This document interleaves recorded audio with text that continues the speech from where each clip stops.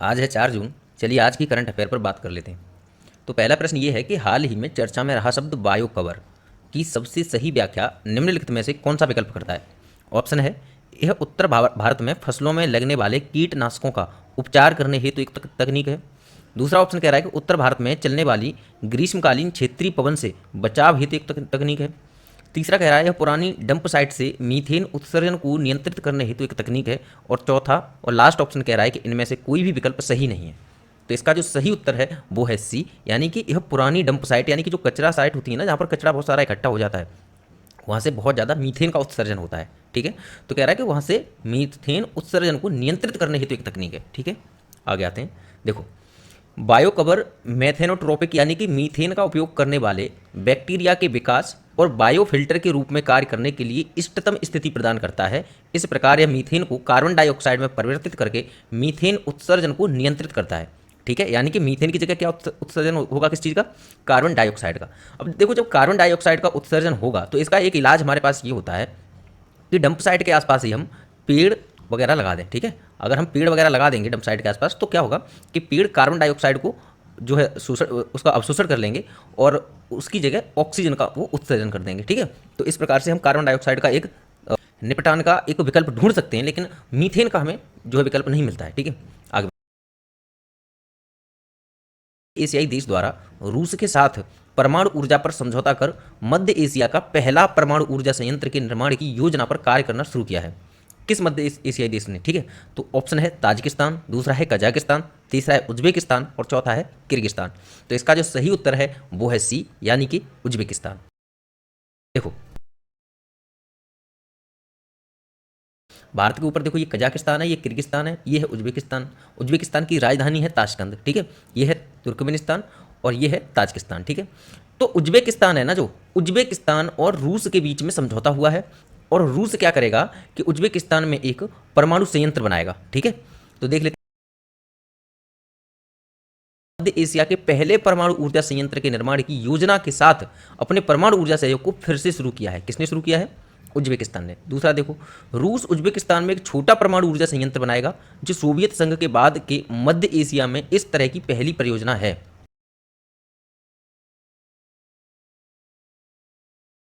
मतलब इस रूस से सहयोग लेके फिर से मतलब शुरू करेगा परमाणु ऊर्जा अपना जो प्रोग्राम शुरू कर रहा है। ठीक है, तो सवाल ये आता है कि उज्बेकिस्तान का इससे पहले कोई परमाणु ऊर्जा से संबंधित कोई प्रोग्राम चला था क्या?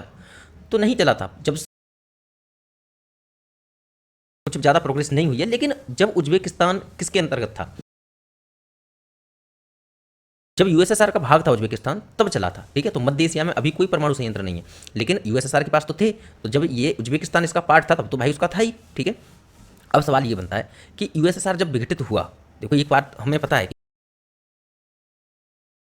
15 देश बने थे। तो एक बार देख लेते हैं कि जो यूएसएसआर के विघटन के बाद में जो 15 देश बने थे वो कौन से देश बने थे। और देखो ध्यान से एकदम अलर्ट हो जाओ, अगर कैजुअली पढ़ रहे हो तो एकदम थोड़ा सा अलर्ट हो जाओ, क्योंकि हम क्या करने वाले हैं कि जो 15 देश थे, ये सारे के सारे 15 देश आपको अभी याद होने वाले हैं आने वाली 4-5 मिनट में। ठीक है, ध्यान देना, थोड़ा सा याद हो जाएंगे, बस थोड़ा सा ध्यान देना। ठीक, चलो देख,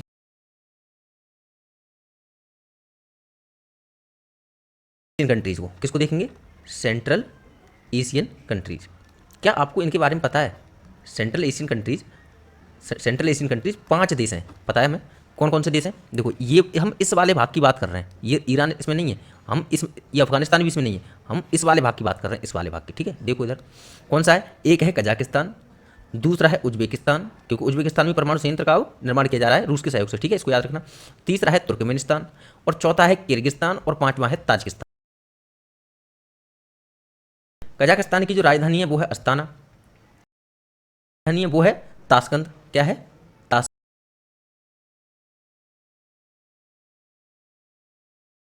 ताशकंद और उसे उज्बेकिस्तान। ठीक,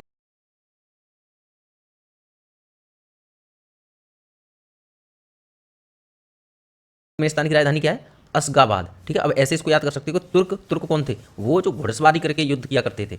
हम प्राचीन काल की बात कर रहे हैं। तुर्क क्यों युद्ध में ज़्यादा निपुण थे? क्योंकि वो घोड़ों पर सवार होकर आते थे। ठीक है, और अश से अश्व निकाल लो। ठीक है, अशगाबाद से अश्व निकाल लो, तो तुर्कमेनिस्तान की राजधानी अशगाबाद है। ठीक है, वैसे ये कुछ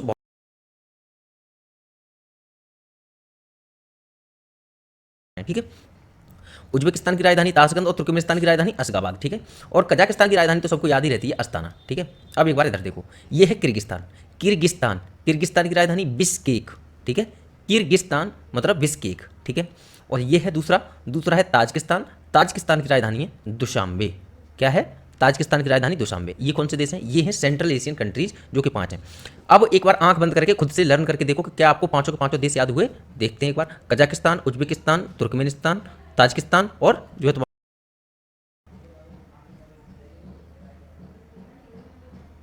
अब एक बार इस रीजन को देखो, ये जो दिखाई दे रहा है जॉर्जिया, आर्मेनिया, अजरबैजान, ये वाला रीजन देखो। देखो मैं तीर बना रहा हूँ, इस तीर के हिसाब से देखो। देखो ये वाला रीजन देखो, ठीक है। क्या नाम है? जॉर्जिया लिखा है, आर्मेनिया लिखा है और अजरबैजान लिखा है, ठीक है। अब इसको ना हम यहाँ बड़े मैप पर देखते हैं एक बार। इन देशों को कहा जाता है काकेसस देश। क्या कहा जाता है? काकेसस देश या काकेसस कंट्रीज, ठीक है। कौन कौन से हैं? 3 देश हैं मोटे तौर पर। एक है जॉर्जिया, दूसरा है आर्मेनिया और तीसरा है अजरबैजान, ठीक है। हालांकि और तुर्की के कुछ भाग हैं, जैसे जब काकेसस देश आप लिखोगे, काकेसस देश, ठीक है, तो काकेसस देशों में मोटे तौर पर ये 3 देश हैं, जॉर्जिया, आर्मेनिया और अजरबैजान। लेकिन कुछ क्षेत्र इसमें तुर्की का भी आता है और कुछ क्षेत्र इसमें ईरान का भी आता है। लेकिन क्षेत्र ही बेशक आते हैं, लेकिन कभी भी इनको काकेसस कंट्रीज में नहीं गिना जाता है। ये बात क्लियर हुई कि नहीं?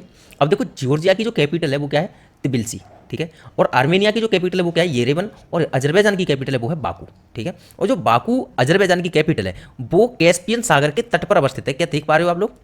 देखो सही से, जो बाकू है राजधानी, वो कैस्पियन सागर के तट पर अवस्थित है। पता है प्रश्न किस तरीके से आ सकता है? प्रश्न इस तरीके से आ सकता है कि निम्नलिखित में से किस काकेसस देश की राजधानी कैस्पियन सागर के तट पर अवस्थित है, ठीक है। इससे संबंधित किसी यूपी ट्रिपल में शायद कुछ इसी टाइप का प्रश्न आ चुका है, इसलिए मैंने आपको बताया है, ठीक है।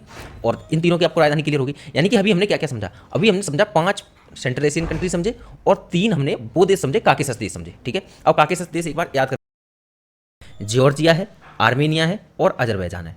क्या है? जॉर्जिया है, आर्मेनिया है और अजरबैजान है। देखो इस तरीके से याद कर सकते हो, ए जे, ठीक है। इस तरीके से याद कर सकते हो, ए एफ जी, आग कर लो, ए जी। ए से अजरबैजान, ए से आर्मेनिया और जी से जॉर्जिया, आग, ठीक है। काकेसस देश की बात की जाए तो ए जी यानी कि आग, ठीक है। क्या क्लियर हुआ? मैं पूछ सकता हूँ, क्या आपको 5 देश सेंट्रल एशियन कंट्रीज और 3 देश काकेसस कंट्रीज याद हुए या नहीं?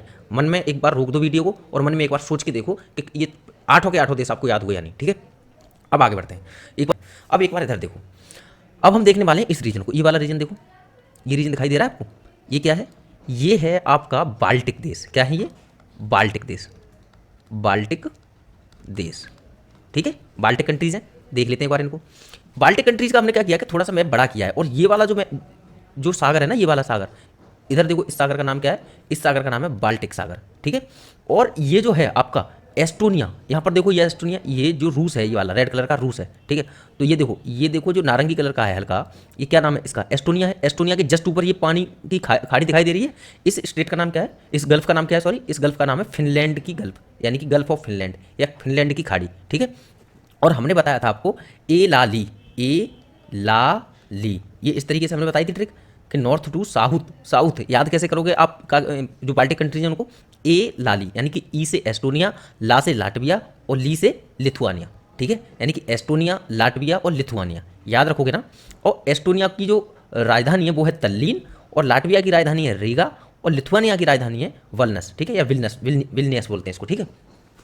और एक और चीज़ याद रखनी है कि जो लाटविया है, लाटविया में एक खाड़ी है, उसका नाम है गल्फ ऑफ रीगा, ठीक है। क्या है? Gulf of Riga. ये चीज़ याद रखनी है आपको। यानी कि आपको याद क्या करना है? गल्फ ऑफ फिनलैंड याद होगी, गल्फ ऑफ रीगा याद होगी, और आपने एस्टोनिया, लाटविया और लिथुआनिया याद कर लिया। और आपने इसके अलावा आपने पिछले 8 देशों का नाम और याद किया था। काकेसस देश थे, उनमें 3 और 5 सेंट्रल एशियन कंट्रीज थे। अब 3 देश ये और याद कर लो। ये 3 देश याद कर लो, कौन से हैं? बाल्टिक देश, ठीक है। ये बाल्टिक देश हैं 3, इनको भी याद कर लो, ठीक है। कौन से? एस्टोनिया, लाटविया और लिथुआनिया। क्लियर हुआ? आगे बढ़ते हैं। अब देखो अब रूस को एक बार देखो, ये रूस है, ठीक है।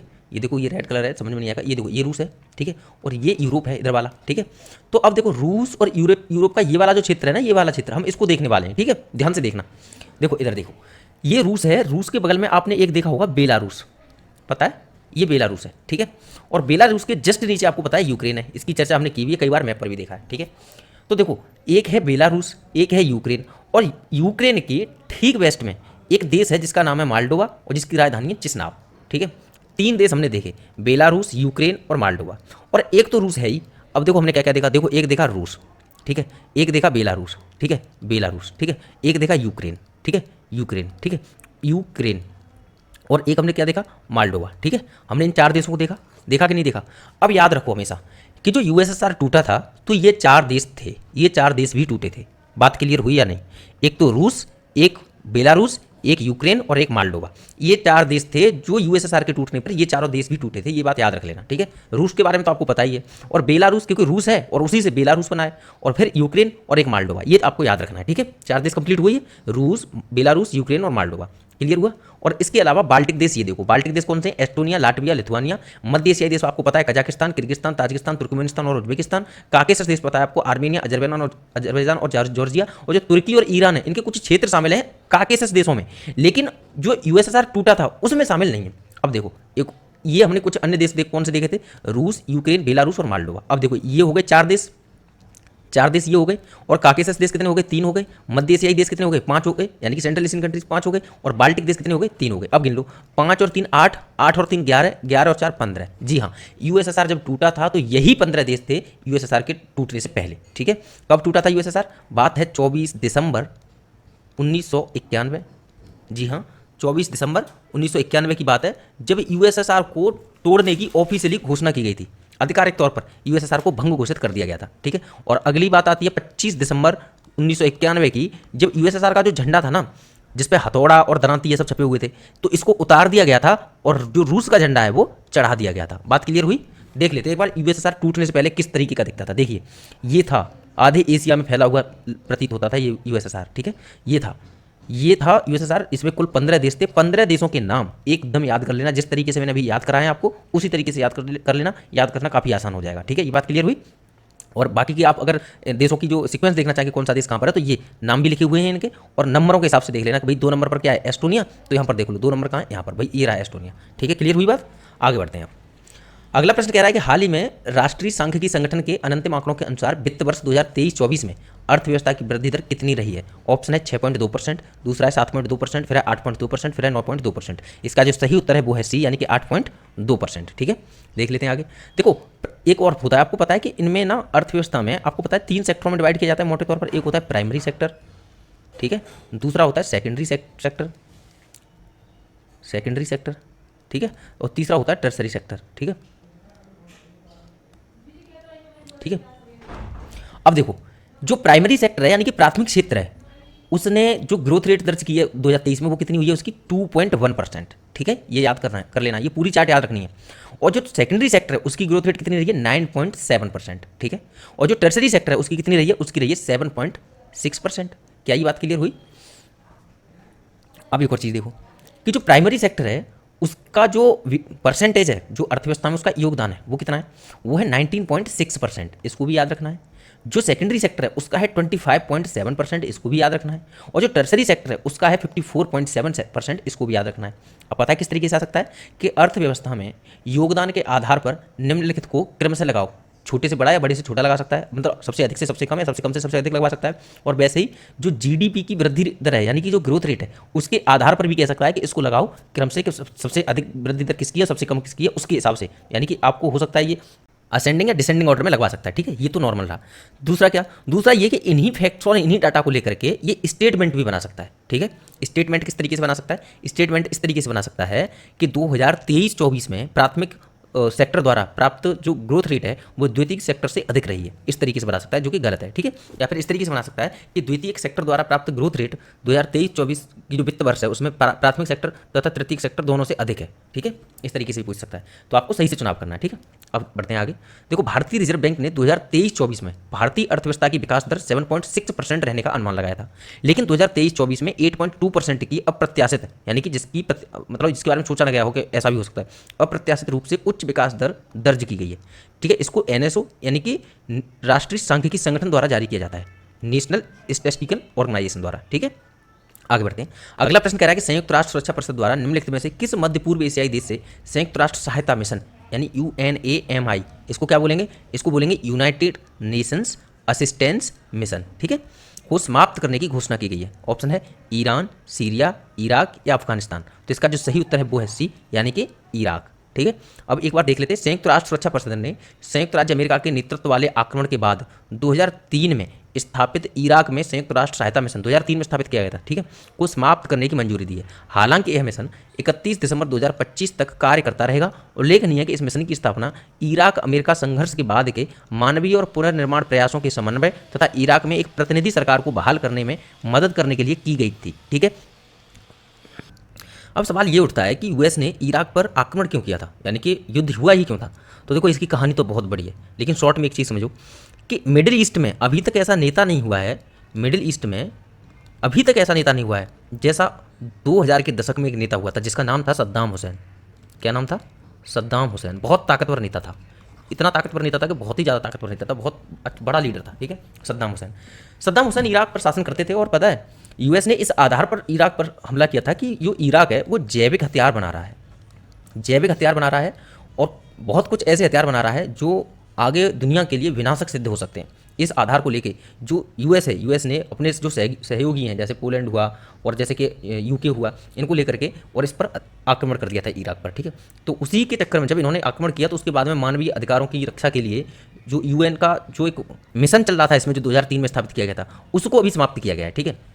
आगे बढ़ते हैं। अब अगला प्रश्न कह रहा है कि भारतीय रिजर्व बैंक ने 2023-24 के लिए अपनी वार्षिक रिपोर्ट में यूपीआई के विस्तार की दिशा में किस वर्ष तक 20 देशों में यूनिफाइड पेमेंट इंटरफेस यानी कि यूपीआई सेवाओं का विस्तार करने की योजना बनाई है। ऑप्शन है 2025-26, फिर 28-29, फिर 35-36, फिर 37-48। इसका जो सही उत्तर है वो है बी यानी कि 2028-29, ठीक है। देखो, national payment corporation of India यानी कि एनपीसीआई ने 2016 में यूपीआई लॉन्च किया था। यह कई बैंक खातों को एक ही मोबाइल एप्लीकेशन में जोड़ता है, आपको बताइए। रिजर्व बैंक ऑफ इंडिया यानी कि आरबीआई ने 2028-29 तक 20 देशों में यूपीआई सेवाओं का विस्तार करने का प्लान बनाया है। वर्तमान में भूटान, नेपाल, संयुक्त अरब अमीरात, फ्रांस, मॉरिशस जैसे कई देशों में कुछ प्रकार के लेनदेन में यूपीआई के उपयोग की अनुमति है, ठीक है। अगला प्रश्न कह रहा है कि हाल ही में द गोल्डन कृष्णा प्रदर्शनी का आयोजन कहाँ किया गया है? रियाद, दुबई, ईरान या दोहा? तो इसका जो सही उत्तर है वो है बी यानी कि दुबई। द गोल्डन कृष्णा प्रदर्शनी का आयोजन दुबई में हुआ है। कलाकार कृष्ण कन्हैया है, ठीक है। अभी हाल ही में पर्यावरण के लिए काम करने वालों के लिए यूएई ने द गोल्डन वीज़ा जारी किया था, आपको पता ही है। 10 साल का जो है उसमें निवास के लिए उसमें प्रावधान था। कुछ वन लाइनर प्रश्न है उनको एक बार देख लेते हैं, ठीक है। वन लाइनर है कि 29 मई 2024 को federation of Indian chambers of commerce and industry यानी कि फिक्की द्वारा नई दिल्ली में cold chain and logistics summit navigating the future of cold chain logistics सम्मेलन का आयोजन किया गया है, ठीक है। अगला क्या है, अब देखो इसमें से ना पूरा नाम याद नहीं होगा तो बस ये याद रखना कि लॉजिस्टिक समिट है वो कहाँ पर आयोजित किया है? नई दिल्ली में किया है। किसने? फिक्की ने, ठीक है। अगला है कि एक ऐतिहासिक कदम में आइसलैंड ने सर्व व्यवसायी हल्ला टॉमस डॉटर, क्या नाम है, हल्ला टॉमस डॉटर को अपना नया अध्यक्ष चुना है, जो एक महत्वपूर्ण मील का पत्थर है क्योंकि वह एक सम्मानित पद को धारण करने वाली दूसरी महिला बन गई है। अध्यक्ष मतलब प्रेसिडेंट, ठीक है, प्रेसिडेंट। अगला कह रहा है कि नैना जेम्स ने ताइवान एथलेटिक्स ओपन 2024 में स्वर्ण पदक जीता है, ठीक। आगे आ जाओ। विज्ञान और प्रौद्योगिकी विभाग ने आईआईटी दिल्ली में 2 दिवसीय जलवायु परिवर्तन सम्मेलन का आयोजन किया है, ठीक है। आईआईटी दिल्ली में, ठीक है, विज्ञान और प्रौद्योगिकी विभाग ने, ठीक। भारत ने पापुआ न्यू गिनी में विनाशकारी भूस्खलन के मद्देनजर $1 मिलियन की सहायता राशि देने की घोषणा की है, ठीक है। अगला कह रहा है कि भारतीय सेना यानी कि इंडियन आर्मी ने सस्टेनेबल ट्रांसपोर्ट सॉल्यूशन के लिए इंडियन ऑयल कॉर्पोरेशन लिमिटेड यानी कि आईओसीएल के साथ समझौता किया है, ठीक। ये आपको पता हो गया। ये प्रश्न आपको जो वन लाइनर थे, जो प्रश्न कुछ छूटे हुए थे बहुत समय से, वो हमने इंक्लूड कर दिए इसमें। कुछ और प्रश्न छूटे हुए हैं 1-2, उनको भी इंक्लूड कर देंगे नेक्स्ट क्लास में, ठीक है। जो कल का प्रश्न था कि जलवायु परिवर्तन के कारण परमाफ्रॉस्ट के पिघलने से हजारों वर्षों से दबी विषाक्त धातुओं के पानी में मिलने से निम्नलिखित में से किस क्षेत्र में नदियों के पानी का रंग नारंगी रंग में बदल गया है? ऑप्शन साइबेरिया, और इसमें से जो उत्तर था वो था डी यानी कि अलास्का। ये कल का प्रश्न था, कई लोगों ने इसको एक्सप्लेन भी किया था, कई लोगों ने केवल अलास्का लिखा था। आज क्या करना है, आज आपको अलास्का की मैपिंग से संबंधित जो भी जानकारी अलास्का की मैपिंग से संबंधित वो इसमें डालनी है कमेंट सेक्शन में, ठीक है। और आज का जो क्वेश्चन ऑफ द डे है वो क्या है कि हाल ही में किस भारतीय शांति रक्षक को मरणोपरांत डैग हैमरशोल्ड मेडल से सम्मानित किया गया है? ऑप्शन है धनंजय कुमार सिंह, दूसरा है राधिका सेन, तीसरा है अर्जुन गुजराल और चौथा है विभव अरोड़ा। इसका क्या देना है आपको? इसका आपको उत्तर देना है कमेंट सेक्शन में, ठीक है। लाइक कर देना है वीडियो को आपको और इसका उत्तर जरूर देना है कमेंट सेक्शन में। और हाँ, जो ऐसे प्रोग्राम है, आपको पता है हमारा ऐसे प्रोग्राम चल रहा है, ऐसे प्रोग्राम में अगर आप एडमिशन लेना चाहते हैं तो ले लीजिए, क्योंकि 20 से 25 सीट ही शेष बचेंगे, ठीक है। और ये भी जल्दी ही फिल हो जाएंगी। फी है 499। और फुल वीडियो अगर आप देखना चाहते हैं कि क्या है, तो उसके लिए आप क्या करिए कि जो ऐसे वाली वीडियो है ना जो कल डाली थी, वो ऐसे वाली एक बार वीडियो देख लीजिए, प्रोग्राम है क्या, ठीक है।